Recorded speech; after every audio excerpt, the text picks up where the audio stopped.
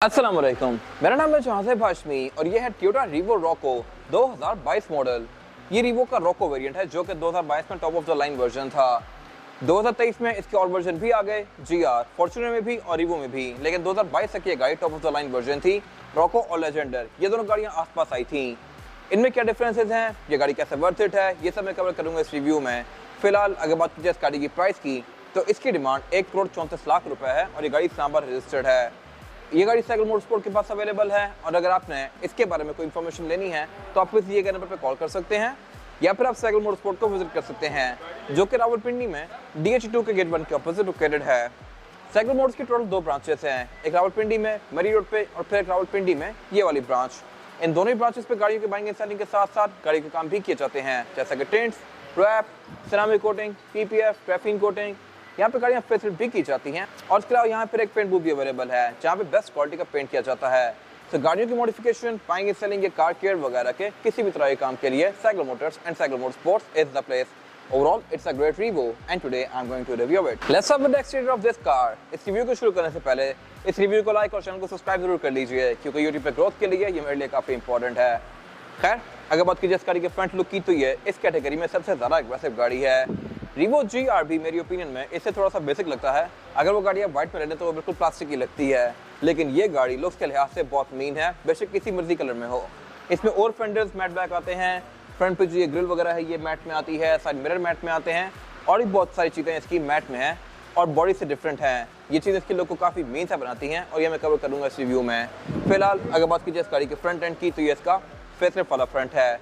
ये गाड़ी पाकिस्तान में 2017 में आई थी और 17 में काफ़ी सारी चीज़ें चेंज थी। एक तो डेफिनेटली इसका लुक डिफरेंट था और उसके अलावा 17 वाली कार में एक बोनट में स्कूप भी आता था क्योंकि उसमें इंजन 1 KD होता था, 3000 cc डीजल। तो वो गाड़ियाँ पुराने वीगोस की तरह यहाँ पे स्कूप ऑफर करती थी। फिर 2018-19 में इसमें इंजन चेंज कर दिया गया, 1 GD कर दिया गया, 250 cc। ये सारी डिटेल्स में कवर करूंगा इस रिव्यू में आगे चल के। फिलहाल अगर बात की जाए इस गाड़ी की हेडलाइट की तो इसमें 22 प्रोडक्शन लैंप दिया गया है और इसमें DRL भी ऐड कर दी गई है। फिर इसके अलावा इसकी हेडलाइट पे नीचे वाला एरिया ये बंद कर दिया गया है, I am not sure why. पहले इसकी हेडलाइट यहाँ नीचे तक आती थी और इसके अलावा रॉको में और GR स्पोर्ट में हेडलाइट के अंदर वाला एरिया भी मैट ब्लैक फिनिश में है, जबकि इसके छोटे वर्जन में ये क्रोम में आता है। इसके अलावा फ्रंट पे जो इसकी ग्रिल है ये भी मैट ब्लैक में है और इसके अलावा इसमें टोयोटा का एम्ब्लम ये प्रॉपर लोगो दिया गया है, जबकि GR स्पोर्ट में टोयोटा लिखा हुआ होता है। इसके अलावा ये हेडलाइट्स ऑटोमेटिक फीचर के साथ आती हैं, यानी कि डे और नाइट को सेंस करके ऑटोमेटिकली ऑन और ऑफ होती हैं और इसके फॉग लैंप भी LED वाले हैं। और अगर बात की जाए इस गाड़ी की साइड प्रोफाइल की तो यहाँ भी चीज़ें काफ़ी ज़्यादा इंटरेस्टिंग हैं। रॉको में ये और फ्रंट साइड कर दिए गए थे, रिम्स के ग्लॉस ब्लैक कर दिए गए थे। स्पेसिफिक कार में टायर भी ऑल टेरेन लगे हुए हैं जिनके बारे में डिटेल्स में कवर करूँगा अभी। इसके अलावा अगर बात की जाए इस गाड़ी के साइड मिरर की तो ये साइड मिरर रिट्रैक्टेबल हैं, एडजस्टेबल हैं, इनमें ऑटो वाला फीचर भी आता है और इसके अलावा इसमें प्री इंडिकेटर्स भी दिए गए हैं और ये इसके मैट ब्लैक फिनिश में हैं। और fenders, side mirror, door handles और इसके अलावा रोल बार, ये सारी चीज़ें इसमें मैट ब्लैक में आती हैं। GR स्पोर्ट में ये ग्लॉस ब्लैक में आती हैं, सिंपल रिवो में ये चीज़ें आती ही नहीं हैं और ये मेरे ख्याल से लुक्स के लिहाज से इसको काफ़ी ज़्यादा एग्रेसिव बना रहे हैं। मेरी ओपिनियन में रॉको सबसे ज़्यादा एग्रेसिव लगता है। बाकी यहाँ पे इसकी नॉर्मल बैचिंग दी गई है हाइलक्स 2.8 D4D की और इसके अलावा इस गाड़ी में स्मार्ट एंट्री भी आती है, यानी कि मैं इसको यहीं सही लॉक या अनलॉक कर सकता हूँ इस तरह से। और अगर बात की जाए इस गाड़ी की एब्सोल्यूट साइड प्रोफाइल की तो साइज के लिहाज से भी ये गाड़ी अच्छा खासा जॉइंट है। इसका अगर डायरेक्ट कॉम्पिटिशन देखा जाए तो वो बनता है फोटॉन या फिर D-Max। दोनों ही गाड़ियाँ कंपैरेटिवली इससे आधी भी नहीं है, फीचर्स के लिहाज से भी और मेरे ख्याल से लुक्स के लिहाज से भी।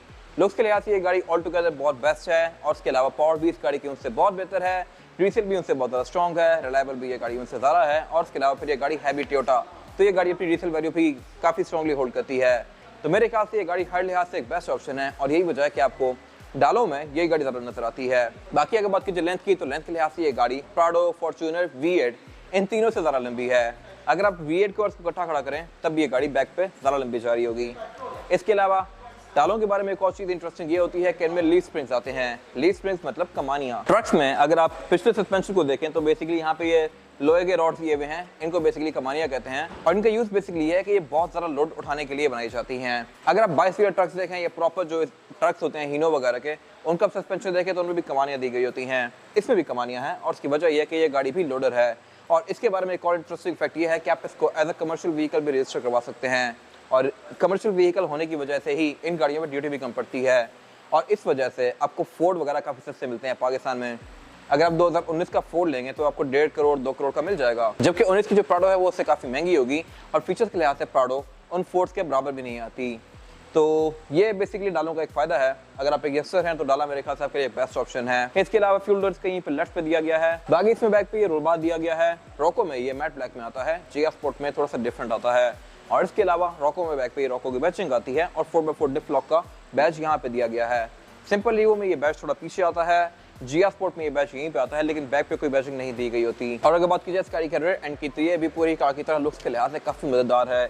टेल लाइट इसमें बैक पे अच्छी खासी बड़ी दी गई है, जबकि अगर आप फोर्ड्स देखें तो उनमें टेल लाइट बैक से बड़ी अजीब सी लगती है, पतली सी। साइड पे वो काफ़ी आगे तक जा रही होती हैं, लेकिन एग्जैक्ट बैक से उनकी लुक बड़ी चपटी सी आती है। तो इसमें ये बेहतर है, इसकी सी शेप में दी गई है लावारिटी लेंस के साथ। बाकी इसके अलावा रिवर्स इसका LED में दिया गया है, इंडिकेटर हेलोजन नहीं आता है। और अगर बात की जाए फीचर्स की तो ये गाड़ी बैक पे पार्किंग सेंसर्स ऑफर करती है। रॉको में इसका जो बम्पर है ये ग्लॉस ग्रे के फिनिश में आता है। इसके अलावा ट्रंक को लॉक करने के लिए इसमें यहाँ पर रिलीज दिया गया है और रिलीज के आसपास ये जो एक फ्रिल है ये सिर्फ रॉको में ही आती है, ना ये GR में आती है ना ये V में आती है। लेकिन इसके आप ट्रंक को लॉक नहीं कर सकते की से। GR में एक फिजिकल की वाला स्लॉट दे दिया गया है जहाँ से आप इसकी ट्रंक को लॉक भी कर सकते हैं। इसके अलावा बाकी ये गाड़ी बैकअप कैमरा साइड पे ऑफर करती है। और अगर बात की जाए इसकी बैटरी कैपेसिटी की तो ये बीच में अच्छी खासी स्पेशियस है, आप यहाँ पे अच्छा खासा सामान लोड कर सकते हैं इसमें। और इसके अलावा फिर यहाँ पे हुक्स भी दिए गए हैं जहाँ पे आप सामान को बांध सकते हैं। रॉको में ट्रंक के अंदर लाइट्स भी आती हैं, अगर आप इसकी लाइट्स ऑन करेंगे तो इसकी डिग्गी के अंदर भी लाइट्स ऑन होती हैं, जो कि रात के टाइम आपको इसमें सामान ढूंढना काफ़ी आसान बनाती हैं। इसके अलावा रीवो की जनरेशन में इसकी जो रेयर विंडो है ये भी ओपन होती है, आप इसको अंदर से मैनुअली ओपन कर सकते हैं। पुराने वीगोस में ये चीज़ नहीं थी। इसके बाद अगर बात कीजिए इस गाड़ी के इंटीरियर की तो रॉको का इंटीरियर ऑल ब्लैक आता है। इसमें जो नीचे वाला सारा एरिया है ये ब्लैक में दिया गया है, लेकिन रूफ लाइनर वाला एरिया ग्रे में दिया गया है। ब्लैक और ग्रे कॉम्बिनेशन में GR स्पोर्ट में रूम पूरा ही ब्लैक आता है, उस पर नीचे भी और ऊपर भी सब कुछ ब्लैक दिया गया होता है। खैर लुक्स के लिहाज से इंटीरियर डिसेंट है। अगर बात की जाए इस गाड़ी के स्टीयरिंग व्हील की तो स्टीयरिंग में इसके लेदर की स्टिचिंग दी गई है और इसके अलावा steering wheel same to same वैसा ही है जैसा कि फॉर्च्यूनर में आता है। इसमें लेफ्ट राइट फोक डिफरेंट कंट्रोल्स दिए गए हैं। लेफ्ट फोक जो कंट्रोल्स हैं मल्टीमीडिया के हैं, राइट फोक जो कंट्रोल्स हैं यहाँ से आप इसके MID के बीच में नेविगेट कर सकते हैं। और इसके अलावा अगर बात की जाए इसके हेडलाइट की कंट्रोल की तो इसमें हेडलाइट्स ऑटोमेटिक फीचर के साथ आती हैं, यानी कि डे और नाइट को सेंस करके ऑटोमेटिकली ऑन और ऑफ होंगी। और इसके अलावा इसमें फॉग लेंस का भी कंट्रोल दिया गया है। वाइपर इसमें नॉर्मल से हैं। और अगर बात की जाए इस गाड़ी के मीटर की तो मीटर भी इसका लुक्स के लिहाज से बहुत ज़्यादा इंप्रूव्ड है as compared to pre facelift version.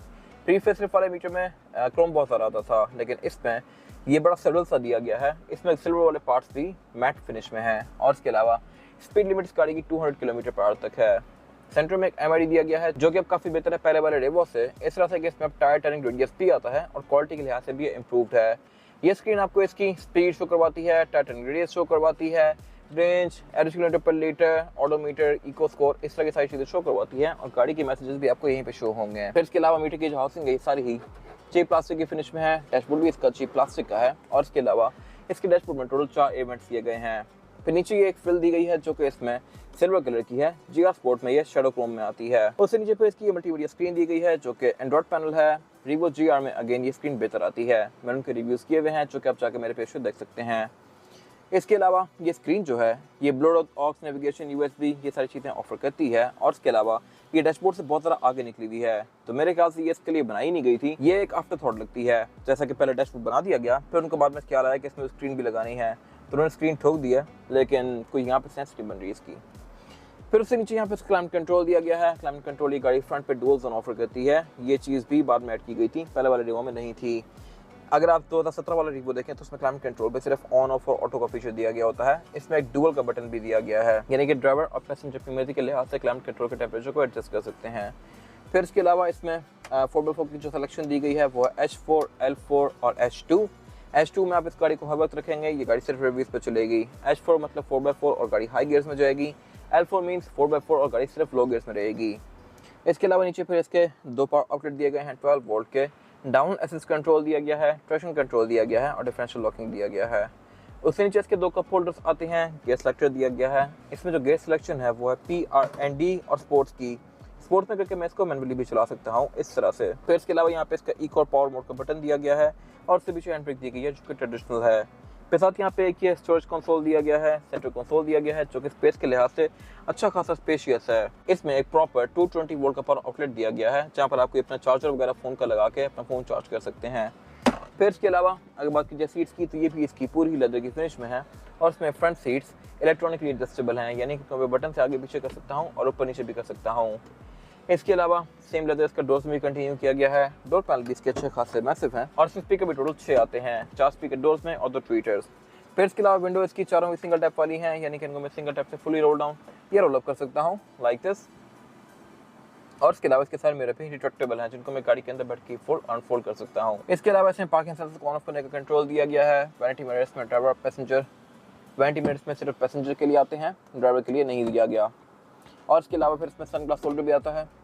Cabin lights की ये नॉर्मल सी हैं हैलोजन में, और इसमें सनरूफ नहीं आती। सनरूफ ना फॉर्च्यूनर ना रीवो ऑफर करते हैं, ये चीज़ वर्ल्ड वाइड ही नहीं आती इन गाड़ियों में। और इसके अलावा यहाँ पे कुछ खास है नहीं। इसके बाद अगर बात कीजिए इस गाड़ी में ड्राइवर पैसेंजर्स के लिए सीटिंग कैपेसिटी कितनी है, बैक पे अच्छी खासी पेशकश है। मेरे पास लेग रूम का यहाँ पे कोई खास इशू नहीं है और हेडरूम का भी, तो यहाँ पे 3 लोग आसानी से बैठ सकते हैं। इसका फ्लोर बेड भी ऑलमोस्ट सेंटर से फ्लैट आता है। यहाँ पे बिल्कुल मामूली सा हम दिया गया है, लेकिन ये आपको ज़्यादा बॉदर नहीं करेगा। और इसके अलावा पिकअप ट्रक के लिहाज से बैक पे इसमें फीचर्स अच्छे दिए गए हैं। इस तरह से इसमें रेयर पैसेंजर्स के लिए एयरवेंट्स आते हैं, सेंटर कंसोल आता है जिसको निकाल के आप एज एन आर्मरेस्ट यूज कर सकते हैं। इसमें 2 कप होल्डर्स दिए गए हैं, 3 हेडर्स ऑफर करती है ये गाड़ी बैक पे, और इसके अलावा इसमें एक 3 kg का हैंगर भी दिया गया है। इसके अलावा रेयर सीट पीस की फ्रंट की तरह ही लेदर में है, आर्मरेस्ट पे भी लेदर दिया गया है, जहाँ पे मोस्टली कंपनीज चीप आउट कर जाती हैं।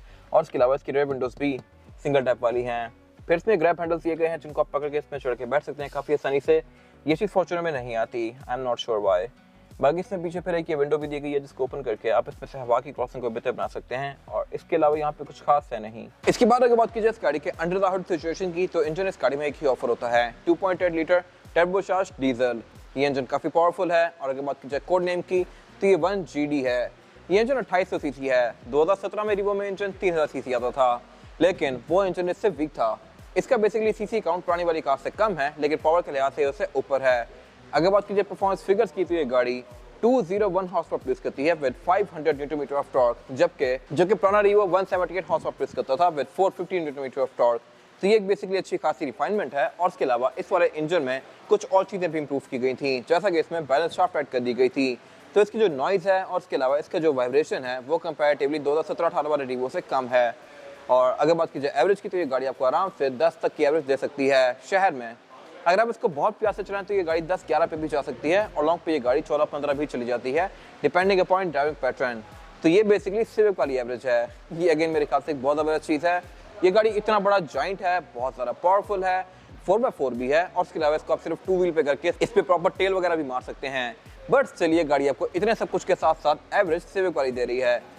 यही वजह है कि ये गाड़ी पाकिस्तान में बहुत ज़्यादा पॉपुलर होती जा रही है, और वर्ल्ड वाइड भी इसकी फैन बेस बहुत ज़्यादा स्ट्रॉन्ग है। इसके अलावा ये इंजन है भी अच्छा खासा रिलायबल, इसके पार्ट्स भी इजीली अवेलेबल हैं पूरे पाकिस्तान में। और इसके अलावा बाकी इंजन बहुत ज़्यादा रिलायबल है, कॉस्ट ऑफ मेंटेनेंस के लिहाज से भी ये काफ़ी सस्ता पड़ता है। इसके अलावा इसमें फिर ABS, traction control, driver modes, ये सारी चीज़ें आती हैं। बोर्ड के अंदर इंस्टॉलेशन दी गई है, और इसके अलावा यहाँ पे कुछ खास है नहीं। इसके बाद अगर बात की जाए इस गाड़ी के टायर साइज की, और टायर साइज जो ऑफर करता है रॉको, यह है 265, 60 और 18। इसमें 18 इंच का 10 स्पोक रिम दिया गया है, जो कि लुक्स के लिहाज से डिसेंट सा है, लेकिन मेरे ख्याल से GR स्पोर्ट का रिम थोड़ा ज़्यादा बेहतर है। टायर्स गाड़ी में ऑल टेरेन लगा हुआ है, जो कि एक बहुत अच्छा टायर है। ये BF कोड रिच है, और आपको 30-40 हज़ार किलोमीटर तक एक अच्छी राइड प्रोवाइड करेगा।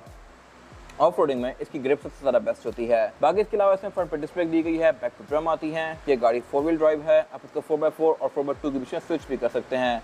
बाकी इसमें फिर ट्रैक्शन कंट्रोल भी आता है, और इसके अलावा सस्पेंशन के लिहाज से भी ये गाड़ी बहुत ज़्यादा रिलायबल है। बाकी यहाँ पे कुछ खास है नहीं। ये था आज का रिव्यू। अगर आपको ये रिव्यू पसंद आया है तो इस वीडियो को लाइक कीजिए, मेरे चैनल को सब्सक्राइब कीजिए, और अगर आपके पास गाड़ी से रिलेटेड कोई भी राय है तो उसको कमेंट सेक्शन में शेयर जरूर कीजिएगा, ताकि वो लोग जो ये गाड़ी लेने वाले हैं वो आपकी राय से फ़ायदा उठा सकें।